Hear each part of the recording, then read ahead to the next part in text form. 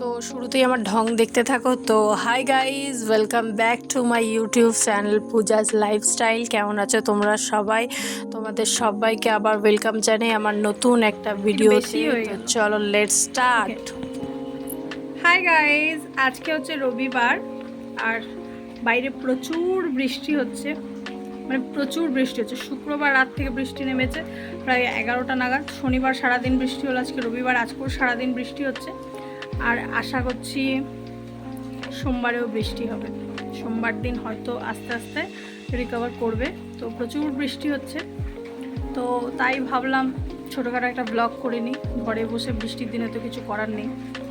তো এই যে আমি চাদর নিয়ে বসে আছি, প্রচুর ঠান্ডা।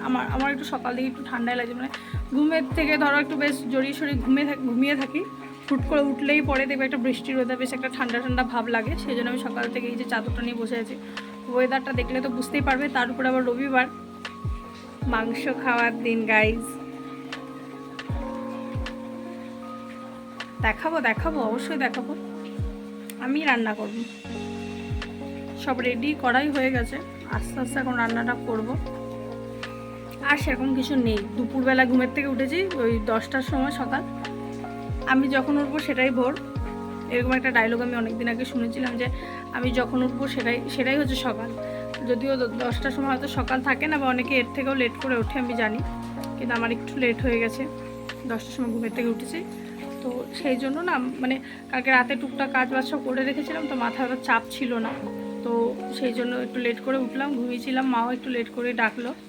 তো 10টার সময় উঠেছি। উঠে আমি শোনা যাচ্ছে নাকি ঠিকঠাক আমি বলতে পারছি না, মানে আমি কথা বলছি ঠিকঠাক শোনা যাচ্ছে? তো ঠিকঠাক শোনা যাচ্ছে আমি কথা বলছি যেটা। যাই হোক, তো বৃষ্টি হচ্ছে, লেট করে উঠেছি। উঠে মাও ডাকেনি, একটু লেট করে উঠলাম। উঠে ফ্রেশ ফ্রেশ হলাম, চা খেলাম।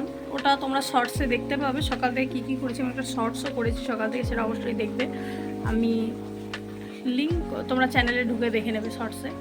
তো এবার রান্নাটা করবো টুকটাক অল্প কিছু আস্তে আস্তে। তো এইটুকুই। বসে আছে, বোরিং লাগে বৃষ্টির মধ্যে, না কোথাও যাওয়া যায় না, কিছু করা যায় না। কারেন্ট চলে যায়। ভাবছিলাম একটা কিছু গেট রেডি উইথ মিও শ্যুট করব, তো সেটাও করা হলো না। তো এখন খাবো দাবো, আর কি করবো, আর কিছু করার নেই। কি যেন একটা বলতে যাচ্ছিলাম, আমি ভুলে গেলাম। ওয়েট, মনে করে নি। বেশিরভাগ টাইমে আমার কথা বলা হয় না, ভয়েস ওভার দিয়ে কাজ চালিয়ে দিই। তো আজকে ভাবলাম একটু বলি। হ্যাঁ, ফাঁকা বসে আছে তো। যাই হোক, যেটা বলছিলাম, সকালবেলায় না আমাদের বাড়ির পাশে তো বাজারের সামনে একটা ড্রেন আছে। ড্রেনটা একটু নোংরাই আছে, একটু না মানে একটু বেশি নোংরা আছে। যারা জানো আশেপাশ থেকে হয়তো যদি কেউ দেখে থাকো তো তারা জানবে, ড্রেনটা একটু না প্রচুর নোংরাই আছে। কিন্তু সকাল সকাল উঠেছি, উঠে পরে আমি ব্রাশ করে চাটা খেয়েছি। খেয়ে পরে দেখছি বাইরে না প্রচুর আওয়াজ হচ্ছে, ধর ধর ধর ধর। ভাবলাম কী হলো, বেরিয়ে দেখছি ড্রেনে এরকম সাইজের ছোটো ছোটো পুঁটি মাছ টাইপের কিছু বলে, প্রচুর, মানে কয়েক লাখ মাছ। মানে এরকম হয়তো কোনো পুকুর টুকুর থেকে হয়তো জলে প্রচুর বৃষ্টি হতে এসেছে, তো প্রচুর মাছ, সবাই মাছ ধরছিল। তো তখন আমি ভিডিও করছিলাম, বা এরকম কিছু ছিল না।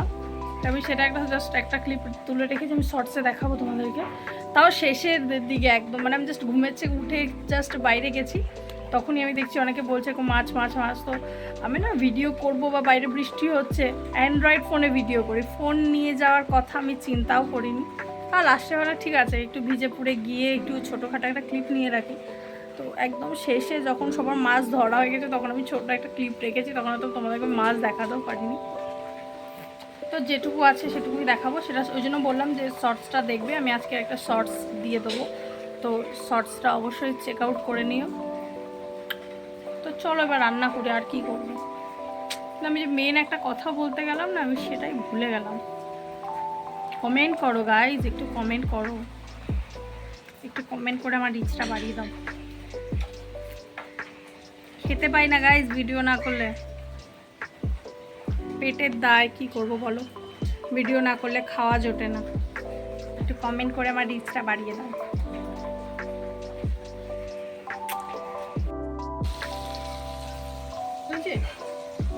মাংসটা দেখো, এখানে আলুটা ভাজা আছে। আলুটা দেখাও,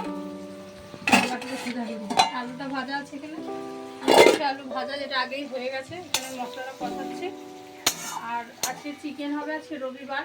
ফোনটা কাত হয়ে গেছে, এদিক দিয়ে তোল। হ্যাঁ, আজকে চিকেন হবে, আজকে রবিবার। ভিডিওর ক্যামেরার পিছনে আমার ভাই আছে, আমার ভিডিও করে দিচ্ছে। তো ভিডিওটা দেখতে থাকো। আজকে আমি মাংসটা রান্না করবো। আমি এতদিন মাংস রান্না করতে জানতাম না, নতুন নতুন শিখেছি। এতদিন না মাংস রান্না করতাম, বেশিক্ষণ কষাতাম না, একটুখানি এমনি এমনি করে জল দিয়ে দিতাম। একটুখানি কষাতে হবে, কী করতাম আমি সেটা জানতাম না। অল্পখানি ঘেটে ঘুটে জল দিয়ে দিতাম, তো মাংস টেস্টি হতো না।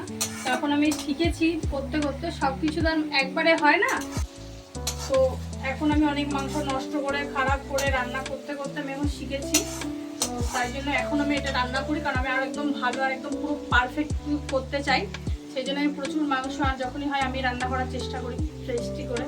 তো আজকেও মাংস রান্না করছি, রবিবার, তার উপরে বাইরে হচ্ছে বৃষ্টি।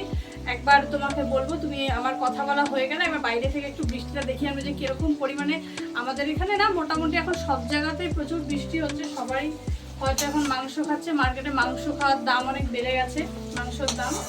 তো মাংস খাবো, একটু কষানো হয়ে গেলে আমি আর ভাই একটু কষানো খাবো।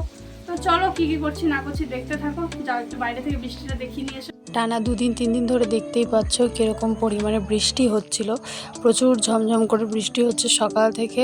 তো এরকম বৃষ্টিতে আমার তো খুবই মাংস খেতে ইচ্ছা করে, আর তোমাদের কাদের কাদের এরকম বৃষ্টিতে মাংস খেতে ইচ্ছা করে অবশ্যই কমেন্টে বলবে।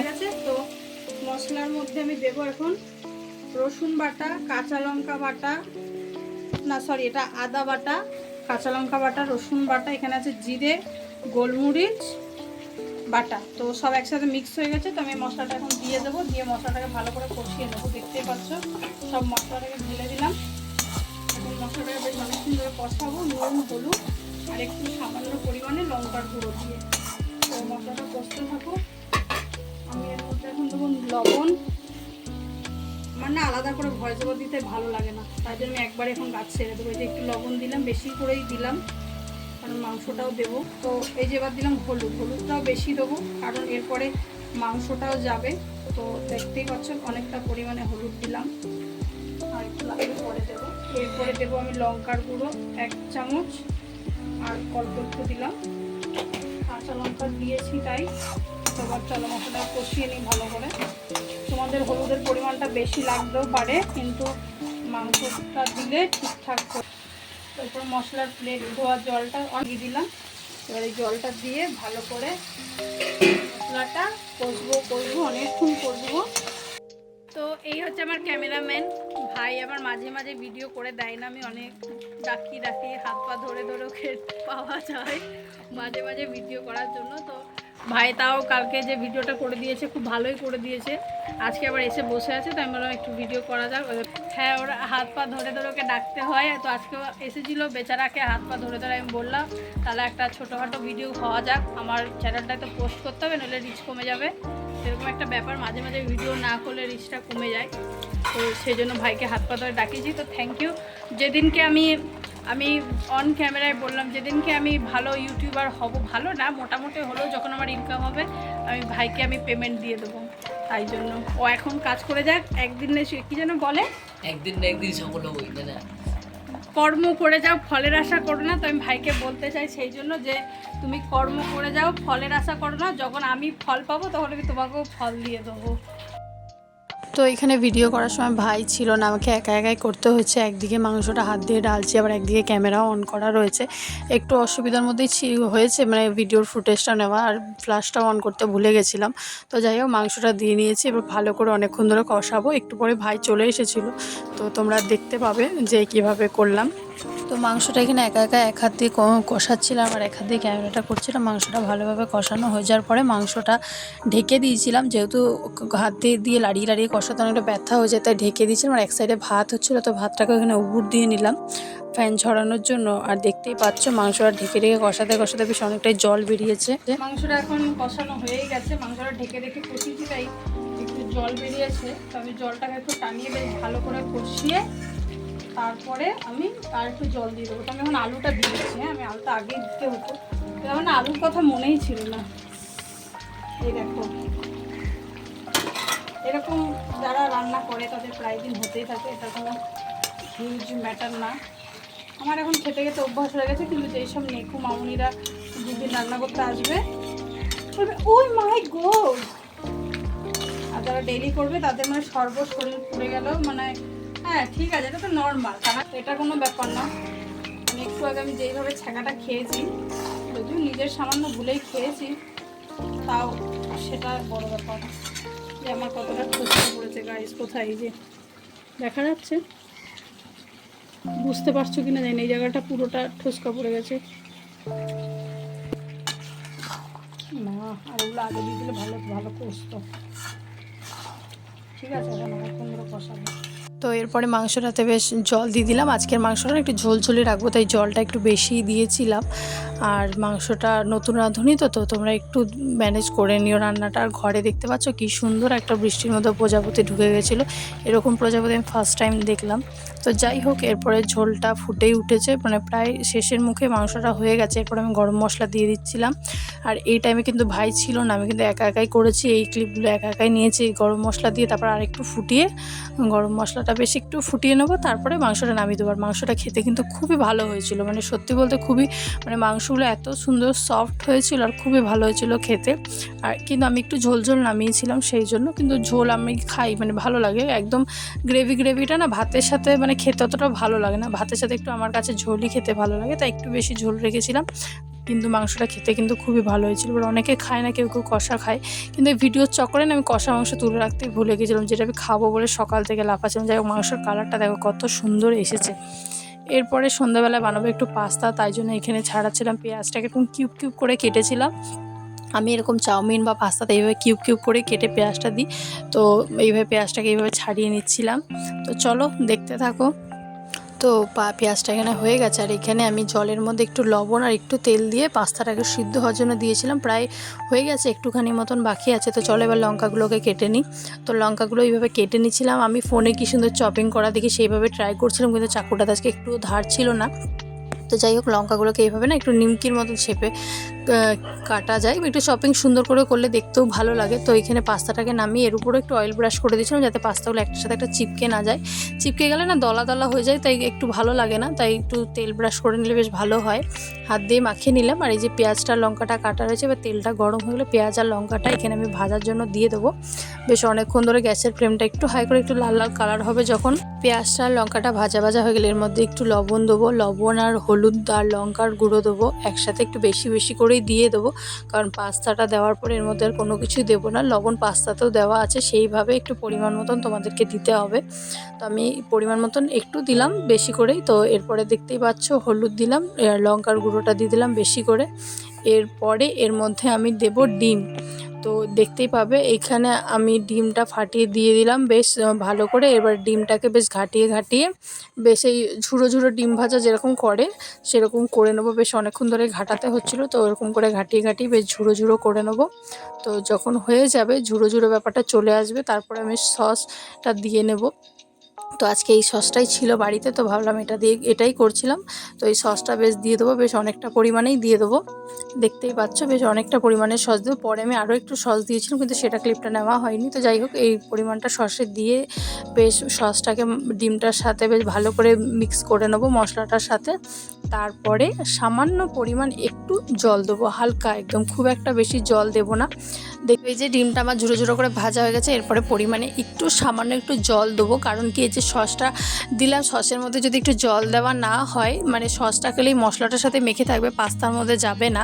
সেই জন্য একটু সামান্য জল দিয়ে তারপরে পাস্তাটা দিয়ে, তাই যাতে পুরো সসটা মশলাটা পাস্তাটার সাথে ভালো করে মিক্স হয়, সেই জন্য সামান্য পরিমাণে একটু জল দেওয়া। তো ভালো করে লাড়িয়ে মিক্স করে নেবো। বেশ অনেকক্ষণ ধরে এটাকে মিক্স করতে হবে, যাতে মশলাটা পাস্তাটার মধ্যে বেশ ভালো মতন যায় গ্রেভিটা, তাহলে বেশ ভালো খেতে হয়।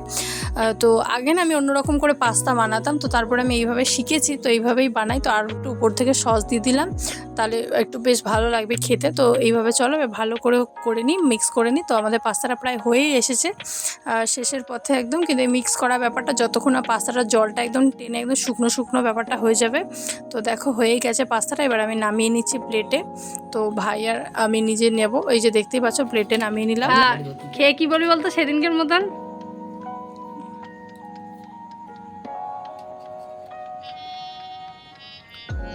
দারুণ হয়েছে গাইস, এটা তোমরা ট্রাই করতে পারো বাড়িতে।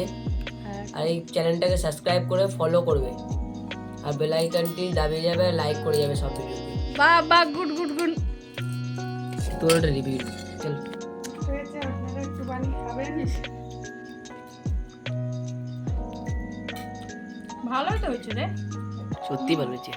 কেমন হয়েছে বলো? ভালো হয়েছে, খুব কেমন সুন্দর হয়েছে? আমি বানিয়েছি, আমি নিজে এত সুন্দর বানিয়েছি আমি নিজেও জানি না।